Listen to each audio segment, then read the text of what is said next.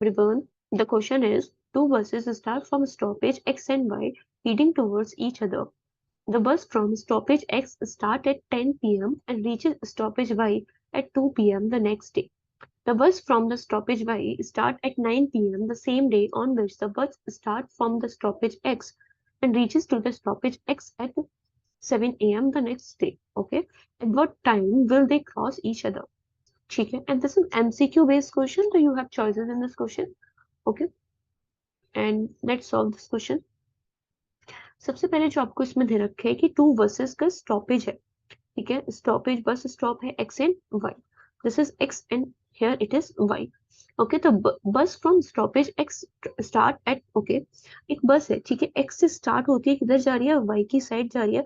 वो स्टार्ट कब हो रही है, 10 p.m. पे स्टार्ट हो रही है, ठीक है, एंड वो वाई की साइड जा रही है कब, 2 p.m. तक वो अपने डेस्टिनेशन पे पहुंच जा रही है. यहाँ पे उसको टाइम कितना लग रहा है, हियर इट इज 16 आवर, उसको यहाँ पे टाइम कितना लग रहा है, 16 आवर.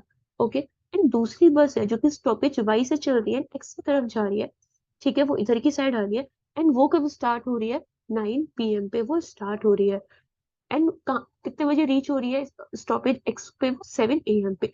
तो यहाँ पे कितना टाइम है, 9 p.m. से 7 a.m. कितना टाइम हो जाएगा, दैट इज 10 आवर. यहाँ पे कितना टाइम लग रहा है, 10 आवर लग रहा है, ठीक है. अब इसमें क्वेश्चन में पूछा है वो कितनी, at what time will they cross, मतलब किस टाइम पे वो दोनों एक दूसरे को क्रॉस करेंगे, इसका मतलब वो दोनों किस पॉइंट पे मिलेंगी. अगर हमें इन दोनों बसेस को मिलवाना है तो ये तभी मिल सकते हैं जब वो एक टाइम पे स्टार्ट हो, जब इनका स्टार्टिंग टाइम सेम हो, हमें जब ही हम इन दोनों बसेस को मिलवा सकते हैं, अदरवाइज ये नहीं मिलेगी, ठीक है. अब इसका हमें टाइम सेम करना है, ठीक है. टाइम सेम करने के लिए आपको क्या करना है, यहाँ पे 10 p.m. है एंड दिस इज 9 p.m. ठीक है. अब आपको 9 p.m., जो यहाँ पे 9 p.m. को ऑब्वियसली बात है ना, आपको 10 p.m. देखना होगा.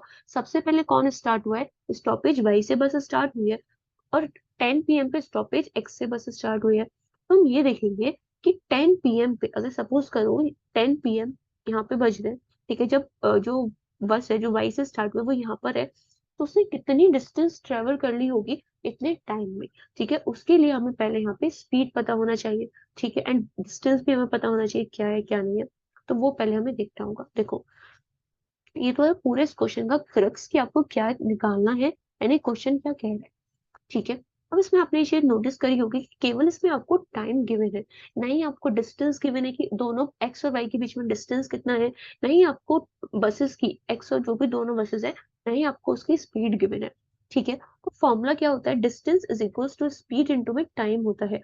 ये क्या है, यहाँ पे तीन वेरिएबल है एंड इक्वेशन कितनी है, एक है, ठीक है. जब भी ऐसा हो कि नंबर ऑफ वेरिएबल ज्यादा है नंबर ऑफ इक्वेशन से, तो आप किसी भी एक वेरिएबल की कोई भी वैल्यू एज्यूम कर लो, कोई इफेक्ट नहीं होता है क्वेश्चन पे, ठीक है. अब यहाँ पे हम डिस्टेंस को मान लेते हैं क्योंकि स्पीड क्या है, दोनों की डिफरेंट डिफरेंट है ना, तो डिस्टेंस क्या है, दोनों के लिए सेम है, दोनों बसेस के लिए डिस्टेंस सेम है, ठीक है. तो लेट द डिस्टेंस बी 16 और 10 का एलसीएम भी मानते हैं, ठीक है. ऐसे नहीं, देखो डिस्टेंस आप कुछ भी मान लो, कोई फर्क नहीं पड़ने का है, ठीक है, लेकिन हमें अपनी कन्वीनियंस के अकॉर्डिंग मानना है. जब हमें भाई हमें अपॉर्चुनिटी मिली है कि भाई कुछ भी मान लो, तो हम क्या करेंगे, जो हमारे लिए फायदा होगा वही मानेंगे ना. अब यहाँ पे कितना है, 16 आ रहा है, अब यहाँ पे जो टाइम निकला था वो 10 आ रहा है, तो क्योंकि हमें स्पीड निकालने के लिए डिस्टेंस को टाइम से डिवाइड करना होगा, तो हम ऐसा डिस्टेंस मानेंगे जो कि टाइम को पूरी तरीके से डिवाइड कर दे, ठीक है. मतलब हमें ऐसी डिस्टेंस अज्यूम करनी है जिससे टाइम पूरी तरीके से डिवाइड हो जाए. अब यहाँ पे क्या है, 16 एंड 10, इसका एलसीएम कितना होता है, 16 और 10 का 80, ठीक है. So let the distance be 80 kilometre, ठीक है. ये पूरी डिस्टेंस कितनी हो गया, 80 किलोमीटर हो गया. अब यहाँ से हम निकालते हैं स्पीड, स्पीड ऑफ, इधर यहाँ पे जो यहाँ से बस जा रही है, यहाँ पे इसका कुछ नेमिंग नहीं गिवन है बस का, तो हम मानेंगे जो बस एक्स टू वाई जा रही है उसका स्पीड कितना होगा. स्पीड निकालने के लिए डिस्टेंस अपॉन टाइम, डिस्टेंस कितना है 80, एंड टाइम कितना लग रहा है इस वाली बस को जो एक्स टू वाई जा रही है उसको टाइम लग रहा है 16 आवर, तो इसकी स्पीड कितनी हो जाएगी, 5 किलोमीटर पर आवर, ठीक है. अब हम निकालते हैं जो बस वाई टू एक्स जा रही है, तो यहाँ पे स्पीड कितना होगा, डिस्टेंस अपॉन में टाइम, डिस्टेंस कितना है 80 एंड टाइम कितना है यहाँ पे 10 आवर है, ठीक है. तो कितना हो जाएगा 8 किलोमीटर पर आवर. हमें क्या पता चल गया, स्पीड पता चल गया दोनों ट्रेन का, ठीक है, क्लियर है. उसके बाद, अब इसके बाद देखते हैं कि अब हमें टाइम को सेव, हमें दोनों बसेस को मिलाना है, ठीक है, हम अपने पुराने वाले पॉइंट पे आते हैं। हमें दोनों बसेस को मिलाना है। अब दोनों बसेस को मिलाने के लिए हमें उनका स्टार्टिंग टाइम को सेम करना है। हम यहाँ स्टार्टिंग टाइम को सेम कर रहे थे। हम देख रहे थे कि जब एक्स टू वाई जो बस निकली है 10 बजे, तो हम देख रहे हैं कि वाई टू एक्स जो बस निकली है 10 बजे, उसकी पोजीशन क्या है, उसने कितनी डिस्टेंस ट्रेवल कर ली है 10 बजे तक।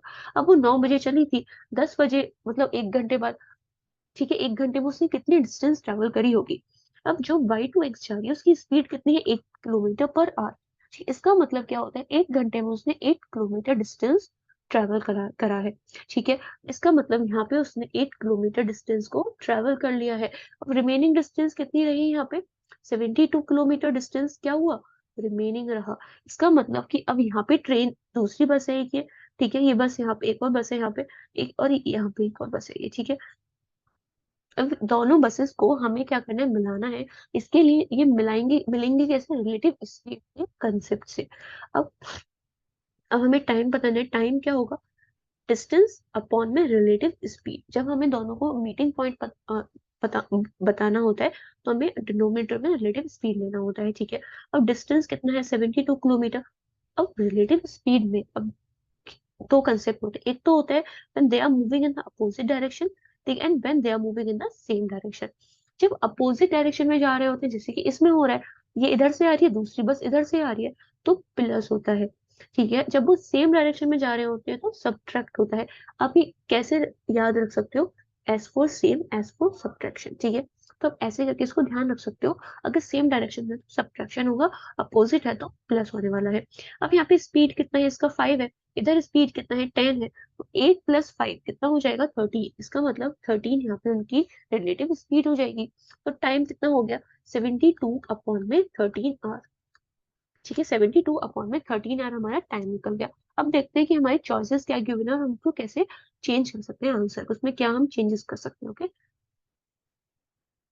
अब इसमें जो आपको ऑप्शंस गिवन है वो 4 AM वगैरह गिवन है, ठीक है। हमारा आंसर क्या निकला था, 72/13 आवर, ठीक है। अब इसके बाद में हम इसको चेंज करेंगे, दिस इज आफ्टर 10 PM, क्योंकि हमने टाइम को सेम करा था 10 PM पे, ठीक है। 10 PM के बाद उसको इतना टाइम लग रहा है, 72 आवर, ठीक है। अब देखो, अब पहले आप इसको 13 के मल्टीपल में ब्रेक करो, 13 6 तो 78 हो जाता है, 13 5 जो 65, 65 प्लस में 7/13, इट मीन 65/13 प्लस में 7/13, ठीक है। 13 5 जो मतलब 5 आवर, 5 घंटे तो मिनिमम उसको लगने ही है। तो 10 PM से 5 आवर कितना हो जाएगा, 3 PM। इसका मतलब 3 3 बजे से ज्यादा, 3 AM, क्योंकि यहाँ पे 10 PM चल रहा है ना, तो यहाँ पे 3 AM होगा, ठीक है। 3 AM से प्लस ही टाइमिंग लगने वाला है। इसका मतलब ये वाला ऑप्शन तो चला गया। अब 3:32 होगा या फिर 3:51 होगा, 4 AM तो नहीं होने वाला है। क्यों, क्योंकि यहाँ पे पूरा 1 घंटा तो नहीं लगने का है, ठीक है, क्योंकि ये मिनट में आने वाला है, तो इसमें 4 AM भी नहीं होने वाला है। अब यहाँ पे या फिर 3:32 होगा या फिर 3:51 होगा, वो चेक करते हैं। अब ये है 7/13 इंटू में इसको आवर में ये किस में आवर में है, ठीक है। अब इसको हमें मिनट में चेंज करना है, तो हमें 60 से मल्टीप्लाई करना होगा। अब 13 तो इससे जाएगा नहीं, क्योंकि 13 इज द प्राइम नंबर। तो हम क्या करते हैं, अप्रोक्सीमेशन लगा लेते हैं, 13 को 12 मान लेते हैं, ठीक है। 12 से ये जाएगा 5 बार, इसका मतलब 35 मिनट, 35 क्या हो जाएगा, मिनट हो जाएगा। अब एक बात बताओ, हमने डिनोमिनेटर को चेंज करा है, डिनोमिनेटर को हमने रिड्यूस करा है 12 करके, जो आंसर आया 35 मिनट आया है। तो जो एक्चुअल टाइम टाइम होगा इसका, वो 35 से ज्यादा होगा कि कम होगा, वो कम होगा। क्यों होगा, जब भी आप डिनोमिनेटर को डिक्रीज करते हो, तो फिर आंसर क्या हो जाता है, डिनोमिनेटर को आपने डिक्रीज करा है, ठीक है, तो आंसर बढ़ के आता है। जैसे कि अगर ये है, आप मान लीजिए 5/3 है, ठीक है। अगर इसको आप सॉल्व कर, दिस 5/4 है, ठीक है। 5/4 कितना होगा, 0.8 होगा। आपने डिनोमिनेटर को डिक्रीज कर दिया, 5/2 कर दिया, तो अब कितना हो जाएगा, ये 2.5, ठीक है। जैसे आप डिनोमिनेटर को डिक्रीज करते हो, तो आंसर क्या होता है, इंक्रीज होता है। क्योंकि हमने डिनोमिनेटर को डिक्रीज कर लिया था, तो हमारा आंसर ही ज्यादा ही निकला है। इसका मतलब जो आंसर होने वाला है ना मिनट में, वो 35 से कम ही होने वाला है। तो करेक्ट आंसर इसका क्या होगा, बी होगा, ठीक है। तो आप ऐसे ही यहाँ पे अप्रोक्सीमेशन यूज कर सकते हो। तो correct answer will be B. I hope you understand both the concept, कैसे इसमें आपको अप्रोक्सीमेशन लगाना है, क्वेश्चन कैसे सॉल्व करना है, ओके। Thank you.